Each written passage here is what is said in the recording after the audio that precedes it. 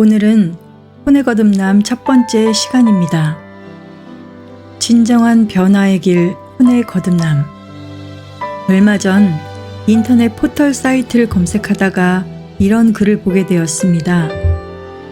기독교인들은 토요일날 회개하고 일요일날 죄를 짓는다는데 심지어 난 회개하고 용서받았어 하고 또 죄를 지으면서 무한 반복하지 않습니까?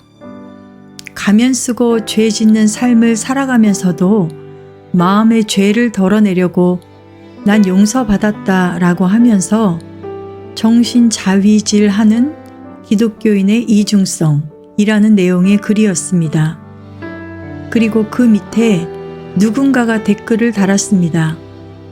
당신이 교회 다녀도 변하기 쉬운 줄 아십니까? 죄에 대한 해결 방법이 근본적인 변화가 아니라 회개로만 끝나게 되니 일반인들은 기독교인들이 이중적이라는 비난을 하고 있습니다.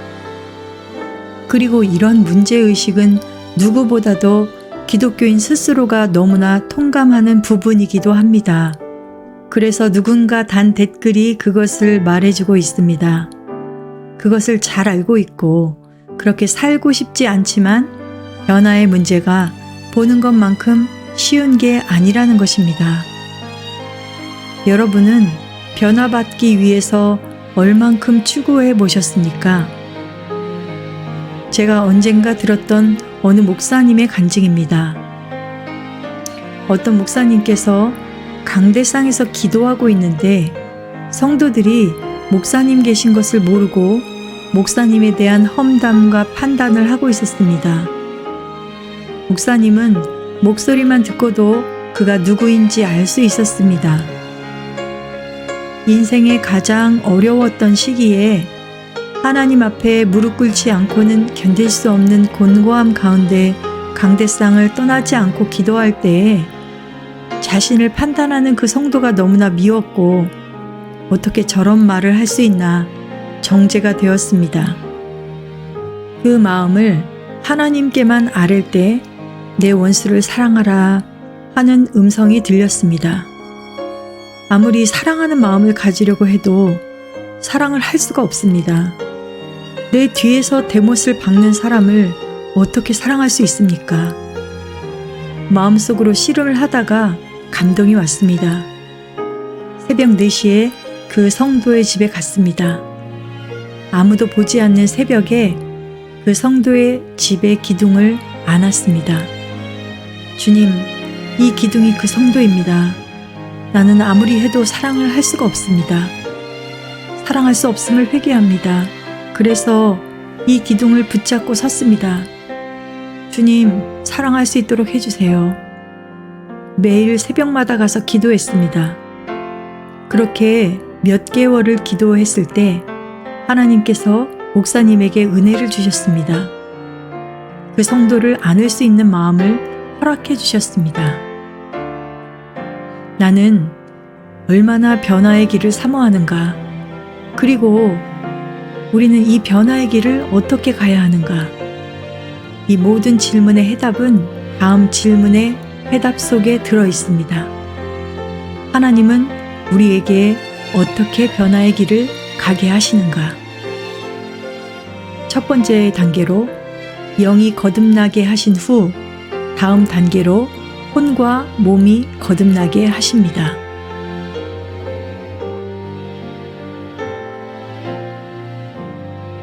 영이 무엇입니까?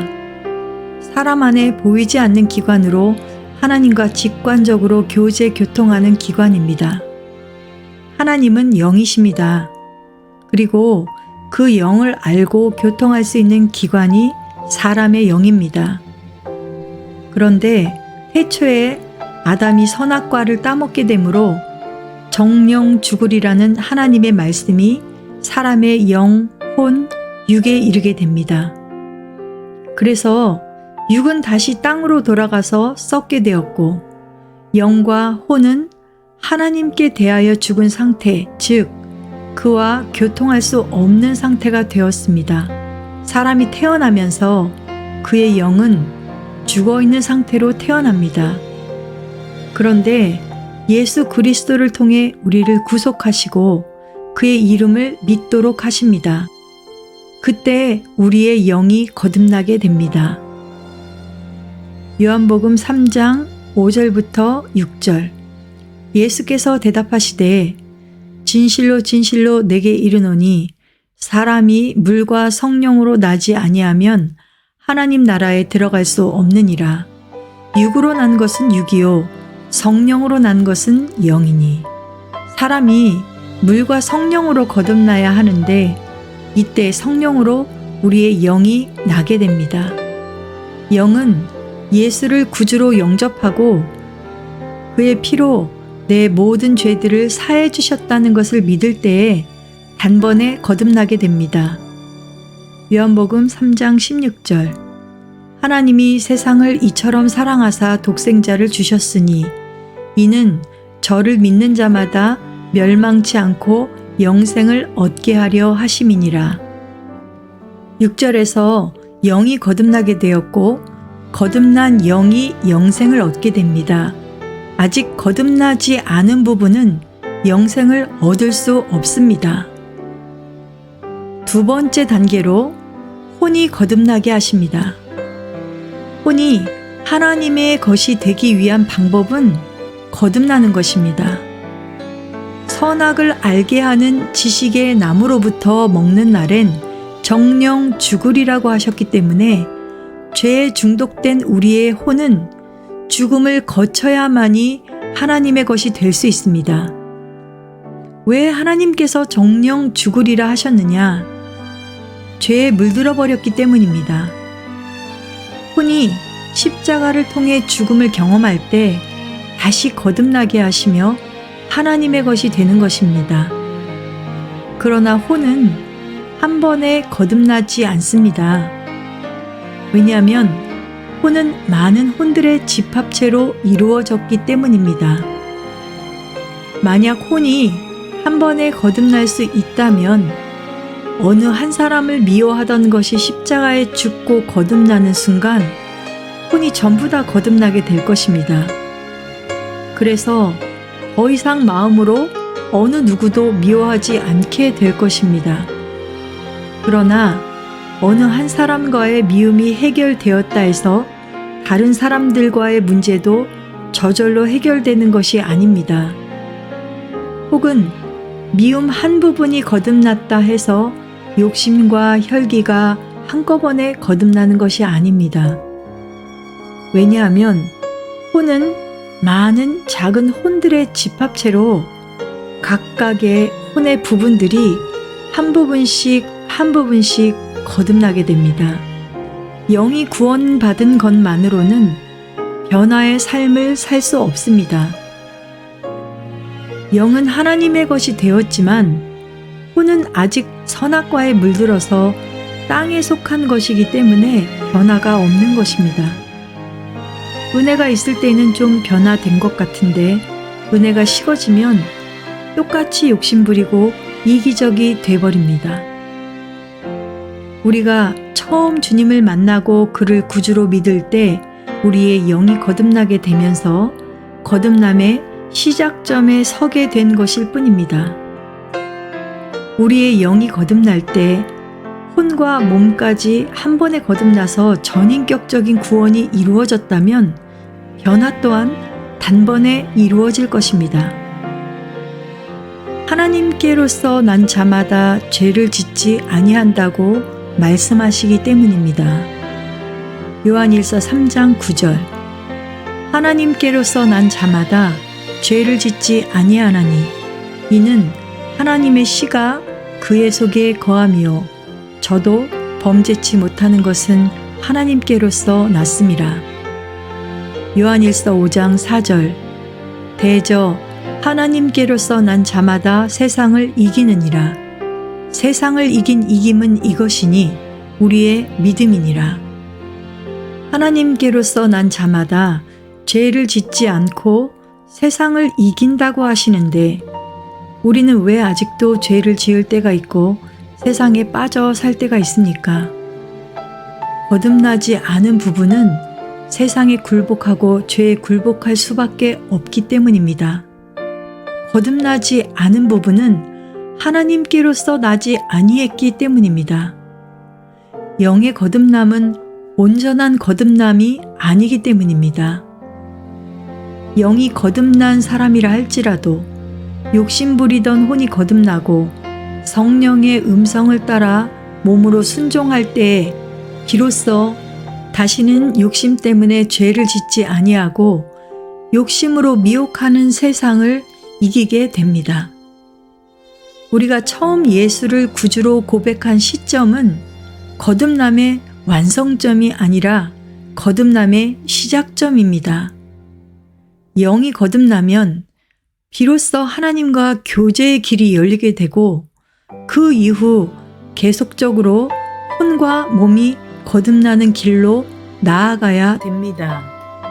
그래서 데살로니가전서 5장 23절에서는 평강의 하나님이 친히 너희로 온전히 거룩하게 하시고 또 너희 온 영과 혼과 몸이 우리 주 예수 그리스도 강림하실 때에 흠없이 보존되기를 원하노라 라고 영과 혼과 몸을 따로따로 말씀하신 것입니다. 자, 그럼 혼의 거듭남을 살펴보기 위해 혼이 무엇이고 거듭남이 무엇인지 나눠보고자 합니다.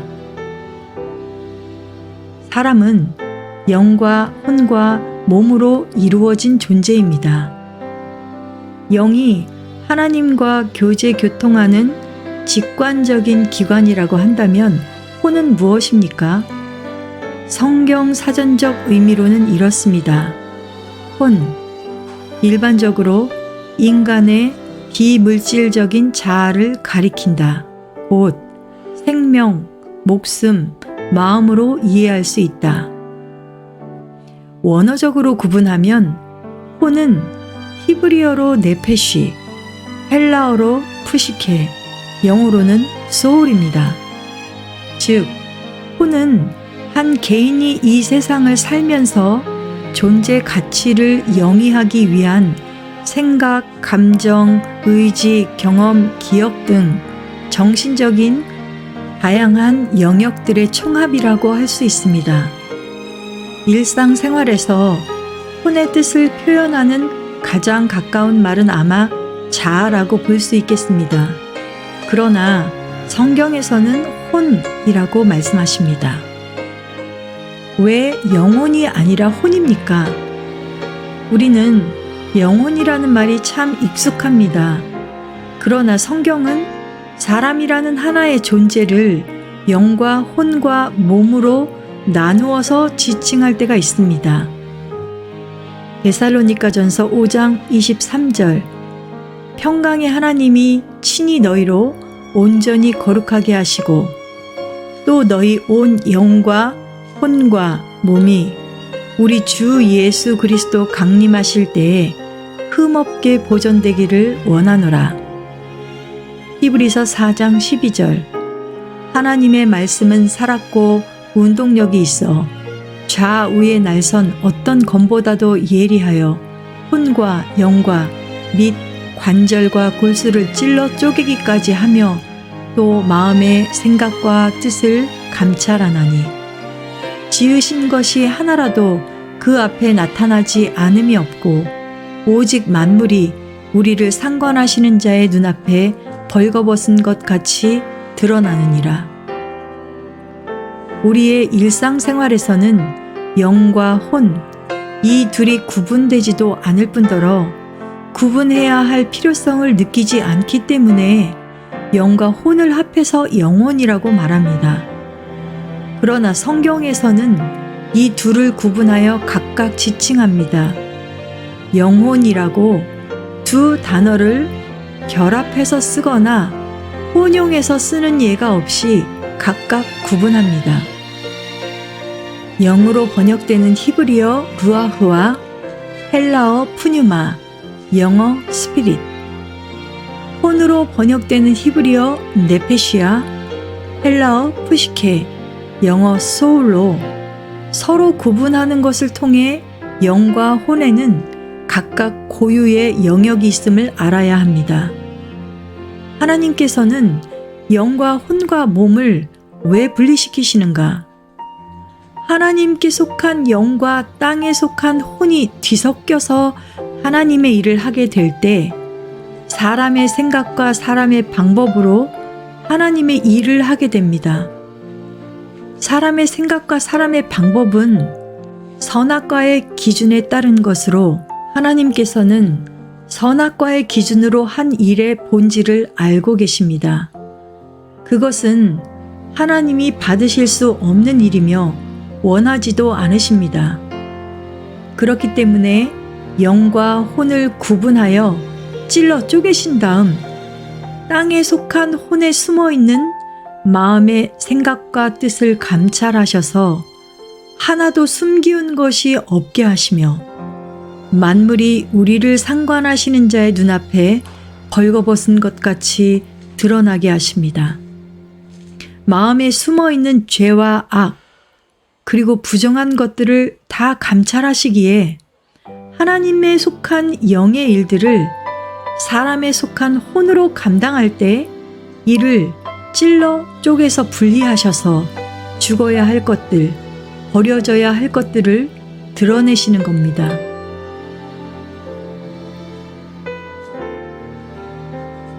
거듭남은 무엇입니까?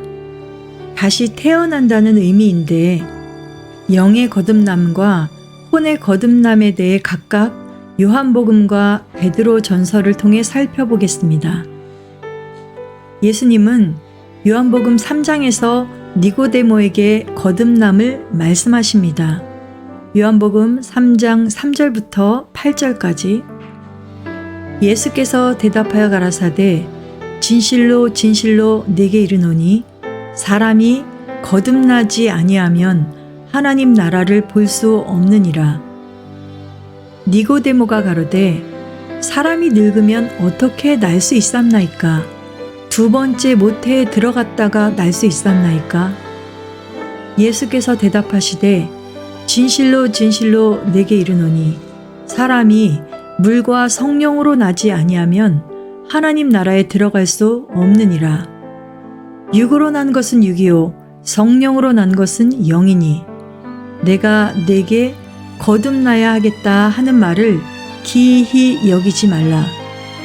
바람이 임의로 불매 내가 그 소리를 들어도 어디서 오며 어디로 가는지 알지 못하나니 성령으로 난 사람은 다 이러하니라.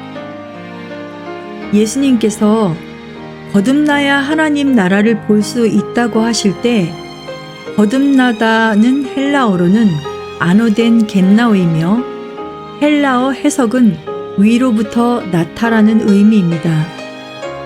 아버지와 어머니의 자녀로 육을 통해 태어난 것만 알고 있는 니고데모에게 위로부터 낳는 것을 말씀하십니다. 위로부터 낳은 바 된 사람은 하늘에 속한 사람인데 성령으로 낳은 것이 영이라고 말씀하십니다. 이때 우리의 영이 성령에 의해 거듭나게 됩니다. 하늘에 속한 사람이 시작되는 것입니다. 베드로 사도는 베드로 전서에서 혼의 구원과 거듭남을 말씀하십니다. 이는 베드로의 특별한 상황에 기인한 말씀입니다. 그는 예수님을 특별히 사랑하였습니다. 마태복음 16장에서 베드로가 예수님께 대한 고백을 들으시고 칭찬하십니다. 주는 그리스도시요 살아계신 하나님의 아들이시니이다. 다요나 시몬아 내가 복이 있도다. 이를 내게 알게 한 이는 혈육이 아니요 하늘에 계신 내 아버지시니라. 그런데 그 사랑하는 혼으로 예수님께서 예루살렘에 올라가 장로들과 대제사장들과 서기관들에게 많은 고난을 받고 죽임을 당하고 제3일에 일어나야 할 것을 말씀하실 때 만류하게 됩니다. 주여 그리 마옵소서. 이 일이 결코 주께 미치지 아니하리이다. 그때 예수님은 베드로의 생각과 혼을 지적하십니다. 사단아, 내 뒤로 물러가라. 너는 나를 넘어지게 하는 자로다. 내가 하나님의 일을 생각하지 아니하고 도리어 사람의 일을 생각하는도다. 누구든지 나를 따라오려거든 자기를 부인하고 자기 십자가를 지고 나를 따를 것이니라. 누구든지 제 목숨을 구원하고자 하면 잃을 것이요 누구든지 나를 위하여 제 목숨을 잃으면 찾으리라. 여기에서 목숨은 원어로 혼을 의미하는 푸시케입니다. 베드로는 참으로 주님을 사랑하였지만 그 혼은 사람의 일을 생각했고 자기를 부인하지 못하는 혼이었으며 자신의 생각을 구원하려는 혼이었습니다. 베드로는 자신했습니다. 여기 있는 이 사람들이 다 주를 버릴지라도 나는 그리하지 않겠나이다. 내가 오늘 이 밤 닭이 2번 울기 전에 내가 3번 나를 부인하리라. 내가 주와 함께 죽을지언정 주를 부인하지 않겠나이다. 베드로는 정녕 닭 2번 울기 전에 3번 주님을 부인했고 맨 마지막에는 저주하면서 부인했습니다.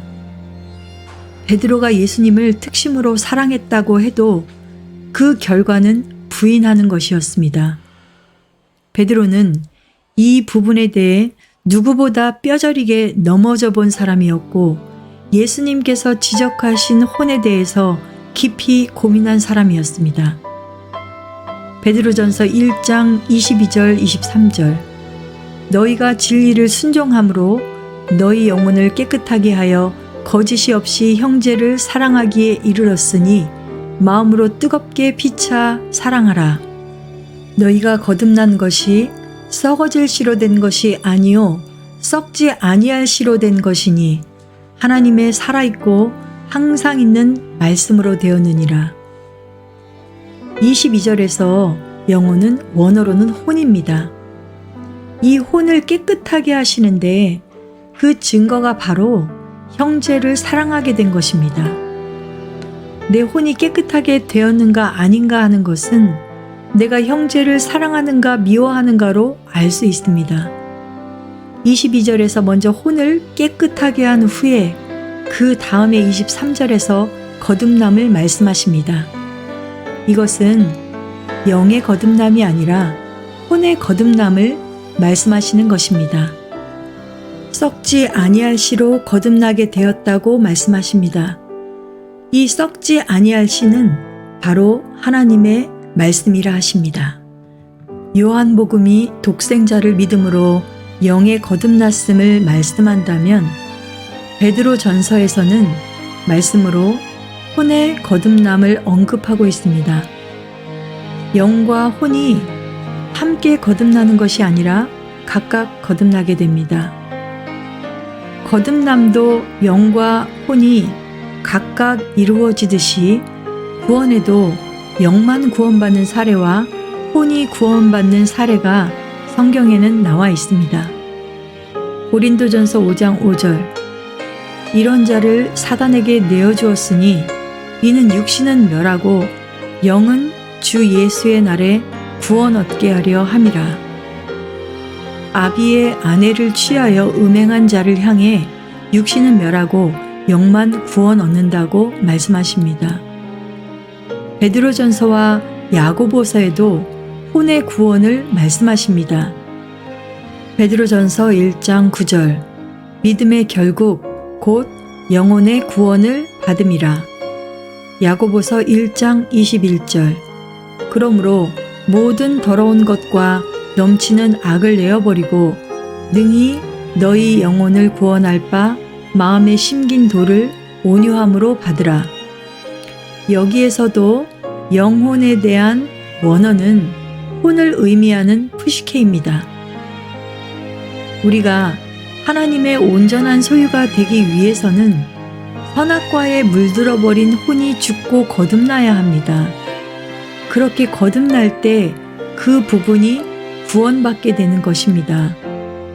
거듭남은 하나님의 소유가 되기 위한 과정에 대한 설명이고 구원은 결과에 대해 말하는 것입니다.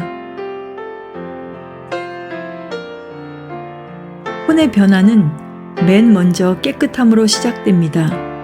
베드로전서 1장 22절 너희가 진리를 순종함으로 너희 영혼을 깨끗하게 하여 거짓이 없이 형제를 사랑하기에 이르렀으니 마음으로 뜨겁게 피차 사랑하라. 혼이 깨끗해지면 그 다음에 혼이 거듭나게 하십니다.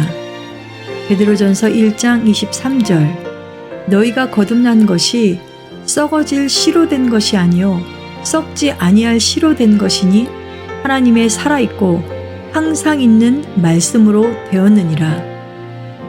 그 결과 혼의 구원에 이르게 하십니다. 야고보서 1장 21절 그러므로 모든 더러운 것과 넘치는 악을 내어버리고 능히 너희 영혼을 구원할 바 마음에 심긴 도를 온유함으로 받으라. 결론은 하나님의 말씀인 진리로 혼을 깨끗하게 하시고 하나님의 말씀의 씨로 혼을 거듭나게 하시고 하나님의 말씀이 혼을 구원하신다는 것입니다. 혼의 변화는 말씀을 통해 이루어집니다. 누가 성경을 읽습니까? 하나님을 사모하고 사랑하는 사람이 말씀을 봅니다. 그런 자들에게 자기를 나타내십니다. 그런데 왜 말씀을 펴면 졸음이 오고 말씀을 100번 읽어도 깨달아지지 않습니까? 심지어는 달달 외우고 가르친다 해도 하나님 만날 수가 없습니까? 말씀 읽을 때 은혜가 없다는 것은 깨어있지 못한 삶을 반증하는 것이며 세상 속에 깊이 빠져 있다는 증거입니다. 그렇다면 회개하고 강청하십시오. 말씀 속으로 깊이 들어가서 하나님 만나고 싶다고 기도해야 합니다. 하나님을 사랑하는 마음으로 말씀을 보기 원한다고 매달리십시오. 그리고 말씀의 깊은 은혜 가운데 들어가야 됩니다. 그러면 이제 곧 말씀에 순종하는 삶을 살게 되겠지요? 아닙니다. 그때부터 주님께서는 우리 마음속에 숨어있는 모든 더러운 것과 넘치는 악을 끄집어내십니다. 가까운 사람들을 통해서 나를 찌르기 시작합니다. 처음에는 나를 찌르는 상대방을 판단하고 정죄하게 됩니다. 그러나 진리를 사랑하는 사람만 여기에서 눈을 뜨게 되지요. 나를 찌르고 억울하게 하고 심장을 도려내는 듯한 아픔을 주는 상대방을 통해 하나님은 결국 내 안의 죄와 악을 끄집어 내신다는 것을요. 이때 우리는 내적 전쟁을 겪게 됩니다. 내가 보기에 상대방이 못된 사람이고 나를 괴롭게 하는 존재인데 진리의 말씀은 내 들보를 보라 하시고 자기를 부인해야 한다고 하시고 원수까지 사랑해야 한다고 하십니다. 처음에는 이렇게 생각하지요. 저 사람은 불의한 사람이지만 내가 사랑해야지. 저 사람은 부족한 사람이지만 내가 포용해야지.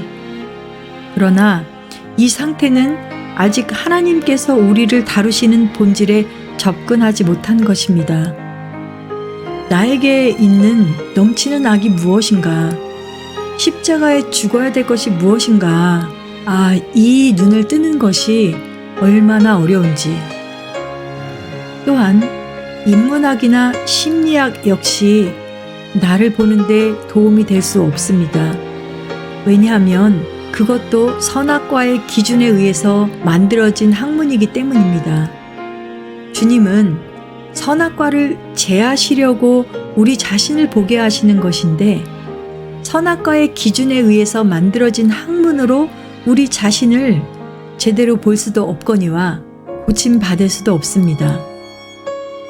말씀을 사모하는 자에게는 자기 자신을 보게 하는 사건이 반드시 옵니다. 그 사건을 통해 상대방과 환경만 보느냐, 내 자신을 보기 시작하느냐는 혼이 깨끗해져서 거듭나게 되느냐, 깨끗해지지 못하고 거듭날 기회를 잃어버리느냐, 이것을 가르는 갈림길이 됩니다. 상대방과 환경에 무릎 꿇는 사람은 상대방을 정죄하고 미워합니다. 환경을 원망합니다. 그런 사람은 혼이 깨끗해지지도 거듭나지도 못합니다. 그러면 진리를 사모하는 사람은 어떨까요? 미워하고 원망하지 않을까요? 아닙니다. 그도 미워하고 원망하는 마음이 있습니다. 그러나 그때 하나님께 기도합니다. 주님, 저 사람이 밉습니다. 판단됩니다. 원망이 됩니다. 도대체 내 잘못이 무엇입니까? 내 잘못이 보이지 않습니다. 미워하고 판단하고 싶지 않지만 자꾸 정죄하게 됩니다. 그런데 내 혼의 어떤 부분이 깨끗해지기 원하십니까? 내 눈에는 저 사람의 흠만 보이는데 주님은 저 자신의 들보를 보기 원하시지 않습니까? 주님, 나를 보게 해주세요. 이 사건을 통해 나에게 하시는 말씀을 듣기 원합니다. 기도합니다. 그러면 하나님께서 어떻게 하실까요? 자기를 보게 하십니다. 이제 내 혼 안에 더러운 것과 넘치는 악을 보여주시기 시작하십니다. 어느 전도사님의 간증입니다. 저의 큰아이가 고3입니다. 역병이 시작되면서 집에서 원격 수업을 하다 보니 아이가 수업에 집중하지 못하게 되고 핸드폰과 컴퓨터에 서서히 중독되어져 가는 것이 보였습니다. 제가 퇴근을 하고 가도 핸드폰을 붙잡고 있고 밤 12시까지도 소파에 앉아 핸드폰을 봅니다. 그 모습을 보니 한마디 하고 싶지만 참고 기도하고 그냥 자게 됩니다. 어느 날은 아내에게 말했어요. 쟤 저렇게 하는 게 맞아? 어떻게 해야 돼? 말해줘야 돼? 말아야 돼? 아내는 가만히 있으라고 하지요. 어느 날 함께 식사를 하는데 제 입에서 불쑥 말이 튀어나왔어요. 너 너무 핸드폰만 하는 것 같아. 이제 고3이라 시간이 얼마 없는데 공부 좀 해야 되지 않니? 아빠, 내가 알아서 해요. 밥 먹다 말고 자기 방문을 쾅 닫고 들어가는 거예요. 저는 이 말을 하기까지 1년 5개월 동안 참다가 너무하니까 한마디 한 거예요. 그런데 자기는 알아서 하는데 왜 잔소리 하시냐 하고 문을 꽝 닫고 들어가는 거죠. 속이 부글부글 끓고 정말 답답하더라고요. 방학 때가 되니 아이가 낮에는 공부가 안 되니 밤새 공부하고 낮에는 자겠다는 것입니다. 그래서 퇴근하고 가보니 조금 전에 일어났다는 거죠. 그리고 또 밤 12시까지 핸드폰을 하는 거예요. 어느 토요일 또 한마디를 했습니다. 너 너무 잔다. 점심때쯤엔 일어나도 되는데 너무 많이 잔다. 시간이 없는데 어떻게 할래? 그 말이 또 나왔어요. 그랬더니 아이가 알아서 한다고 문을 또 꽝 닫고 들어갔어요. 그러더니 삐져서 문을 걸어 잠그고 아예 안 나와요. 그때 정신이 차려지면서 기도할 생각이 났습니다. 이제까지는 내 안에 있는 내 기준과 율법의 잣대로 아이를 판단하는 마음이 있었기에 기도에도 응답을 잘 받지 못했었는데 그날은 아이의 모습을 보니 무릎을 꿇고 기도하게 되었어요. 성령께서 물으시더라고요. 너는 큰아이를 사랑하니? 아멘. 제가 아이를 사랑합니다. 너는 왜 그 아이한테 공부하라고 하니? 그래서 내가 왜 아이한테 공부하라고 할까? 그것을 가만히 묵상하면서 기도하는데 고3이라서? 아니면 대학을 가야 되기 때문에? 아니면 아이가 좋은 대학에 붙어서 좋은 회사에 취직하는 것 때문에? 좋은 기업에 들어가면 월급도 많이 받고 잘 먹고 잘 살기 때문에? 여기까지 생각이 미치자 시인할 수밖에 없었습니다. 하나님, 맞습니다. 제 마음 깊은 곳에 세상을 좋아하는 마음이 있습니다. 아이를 볼 때마다 판단되어지고 공부하라고 했던 저의 마음 깊은 곳에 가장 큰 죄덩어리는 세상을 좋아하는 마음입니다. 내 마음 저 깊은 곳에 숨겨져 있던 세상을 좋아하는 이 죄, 이걸 하나님께서는 보게 하시고자 아이를 도구로 삼으셨다는 거예요. 눈물이 막 나오더라고요. 제 속에 죄를 보게 하시고자 아이를 그렇게 핸드폰에 잡히도록 두셨던 것 같아요. 제가 마음이 너무 아파서 그때부터 기도를 하고 그 다음날도 새벽에 예배를 나왔죠. 하나님, 제가 큰아이를 사랑하는데 어떻게 기도해야 되겠습니까? 하나님께서는 아이를 위해 사랑으로 기도해야 할 것을 말씀으로 주셨어요. 로마서 13장 10절. 사랑은 이웃에게 악을 행치 아니하나니 그러므로 사랑은 율법의 완성이니라. 그 이후로부터 아이가 공부를 하든 핸드폰을 하든 예전에 보여지던 그 모습이 아닌 거예요. 아이를 긍휼히 여기면서 사랑으로 기도하게 돼요. 하나님 맡깁니다. 공부를 하든 안 하든 저 아이를 하나님께 맡겨드립니다. 하나님께서 통치해 주십시오. 이렇게 바뀐 이후로 어떤 역사가 일어나느냐면 아이가 예전에 폴더폰을 사놓은 게 있었는데 자기 스스로 바꿔버리더라고요. 저는 공부하라고 얘기 한 번도 하지 않았는데 아이를 위해 기도하고부터 아이가 핸드폰을 안 하더라고요. 정말 내 생각과 감정과 의지를 부인하고 철저히 성령의 감동에 순종을 하는 것이 이게 진리구나. 이것밖에 없구나. 아이를 바꾸려고 하는 게 아니라 제가 돌이키고 무릎을 꿇을 때 아이가 묶여있던 것으로부터 해방된 것을 보게 하셨습니다. 상대방 속에 있는 티가 아니라 내 속에 들보를 봐야 하지만 그 상황에서 도무지 볼 수가 없었죠. 결론은 제가 문제였습니다. 제 마음속에 깊이 숨어있던 세상을 사랑하는 혼을 보게 하셨고 그것을 깨뜨리시고자 아이를 도구로 삼으셨던 작은 사건을 여러분 앞에 간증했습니다. 사건을 통해 내 혼을 보는 것이 진정한 변화의 시작입니다. 말씀을 사모하고 진리를 사랑하는 자들에게 나를 보게 해주십니다. 다음 시간에는 혼의 거듭남 두 번째 시간으로 왜 혼이 거듭나야 하는가에 대해 나누겠습니다.